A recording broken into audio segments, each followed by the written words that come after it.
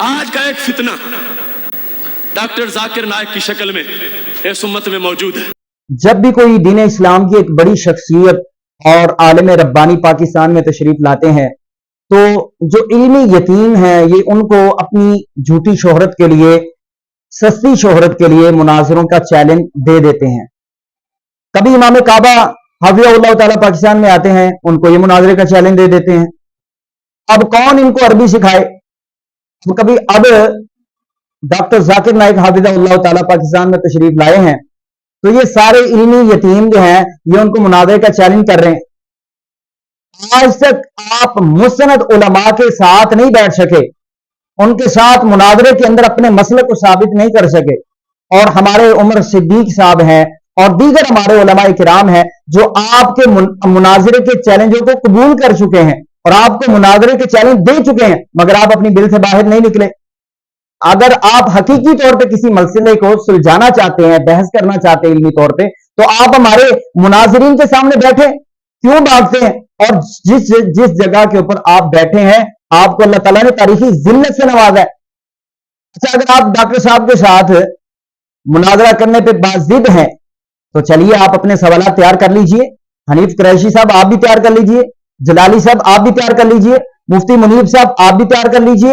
اور کوکب نورانی صاحب آپ بھی تیار کر لیجئے، طاہر القادری صاحب آپ بھی تیار کر لیجئے، یا جس چیز کو اور کو مناظرے کا شوق چڑھا ہوا ہے وہ بھی اپنے سوالات تیار کرے اور پہنچ جائے لاہور کے اندر۔ وہاں ڈاکٹر صاحب نے کھلے عام سوال کرنے کی سب کو اجازت دی ہے۔ ڈاکٹر صاحب پھر آپ سے پوچھیں گے کہ لا الہ الا اللہ چشتی رسول اللہ کا جواب دو، اگر مرزا قادیانی اپنے نام کا کلمہ پڑھائے تو وہ دائرہ اسلام سے خارج ہے، اور آپ کے بابے اپنے نام کا کلمہ پڑھائیں تو وہ سچے اور پکے مسلمان ہیں۔ وہاں آپ جواب دینا۔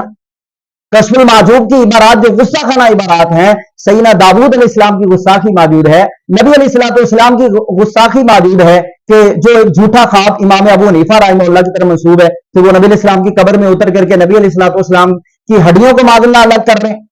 تو اس خواب کا وہاں آپ دفاع کرنا، اور اپنے جو وحدت الوجود کا، وحدت الحلول کا، وحدت الشہود کے عقائد ہیں یہ آپ ثابت کرنا،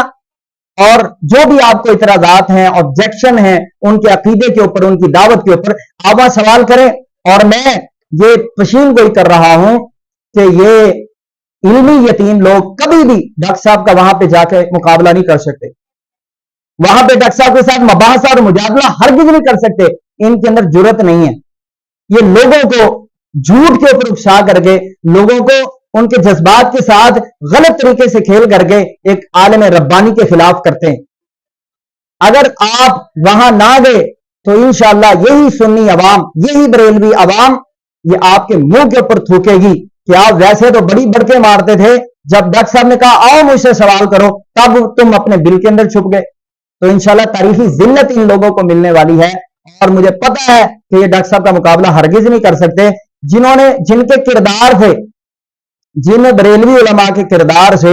لوگ اسلام سے متنفر ہو رہے ہیں۔ یہ باپا جانی اب کیا کر رہے ہیں، کس طرح کی کہانیاں بتا رہے ہیں، کھیرا کاٹنے کا طریقہ اور جناب غسل کرنے کا کیسا کیسا عجیب و غریب طریقہ اور کیلے رکھنے کا طریقہ، لوگ ان سے متنفر ہو رہے ہیں، اور ڈاکٹر ذاکر نائک حافظہ اللہ تو لاکھوں لوگوں کو مسلمان کر رہے ہیں۔ یہ بونے قد کے لوگ کس طرح ان کا مقابلہ کر سکتے ہیں؟ آپ کے اندر جرت نہیں ہے ڈاکٹر صاحب کا مقابلہ کرنے کے لیے، تو لہذا لوگوں کو دھوکہ دینے سے باز آ جائیں، دجل اور فریب سے باز آ جائیں، لوگوں کو دین حنیف کے ساتھ جوڑیں، اور جو صحیح علماء ہیں ان کی مخالفت چھوڑ دیں۔